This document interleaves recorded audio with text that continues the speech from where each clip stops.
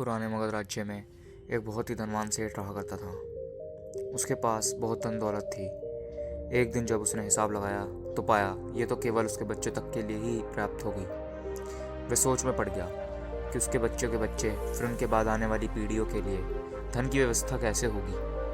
धन के अभाव में तो उनका जीवन बहुत मुश्किल हो जाएगा। इसी बारे में सोच सोच कर वह बहुत ही चिंतित रहने लगा। लेकिन उन्हीं दिनों तथागत गौतम बुद्ध मगध राज्य में पधारे हुए थे। तभी उसे किसी ने बताया कि तुम गौतम बुद्ध की शरण में जाओ, वे तुम्हारी समस्याओं का समाधान अवश्य कर देंगे।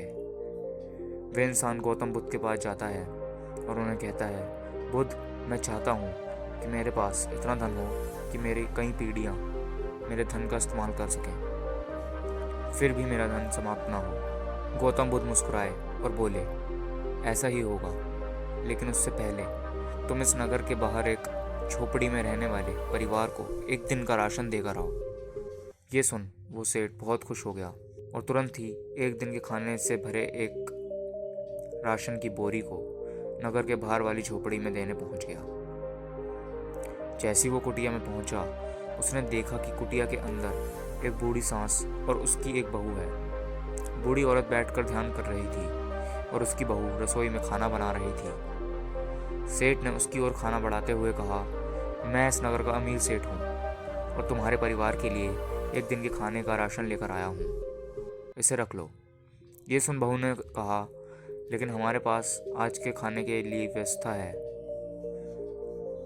सेठ ने कहा, तो इससे कल की व्यवस्था हो जाएगी। उस औरत ने कहा, माफ़ करें, लेकिन हम अगले दिन के लिए भी इकट्ठा करके नहीं रखते। हम रोज के खाने की व्यवस्था रोज ही करते हैं। ये सुन उस सेठ ने सोचा, एक ये लोग हैं जो अपने कल के लिए भी इकट्ठा नहीं करते और मैं अपने आने वाली कई पीढ़ियों के लिए धन इकट्ठा करने के चक्कर में चिंतित रहता हूँ।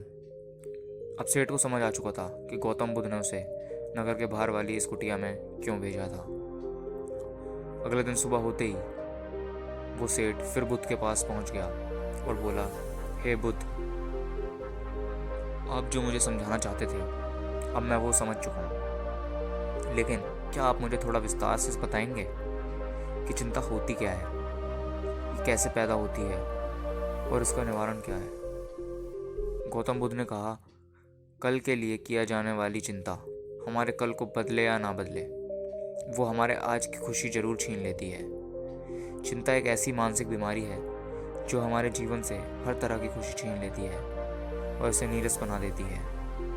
असल में चिंता का कोई वास्तविक अस्तित्व है ही नहीं। चिंता एक ऐसा भाव है, ऐसा विचार है जो आने वाले भविष्य के डर से पैदा होता है। जिन चीज़ों के ऊपर हमारा कोई नियंत्रण ही नहीं है, जिनके लिए हम कुछ भी नहीं कर सकते, उन चीज़ों के बारे में बार बार सोचना ही चिंता है। बुद्ध ने आगे कहा, जरा एक बार गहराई से सोचो और देखो कि जिन चीज़ों में तुम्हारा बिल्कुल भी नियंत्रण नहीं है, जिन्हें तुम चाह कर भी नहीं बदल सकते, अगर तुम उन चीज़ों के बारे में ना भी सोचो तो क्या बिगड़ जाएगा।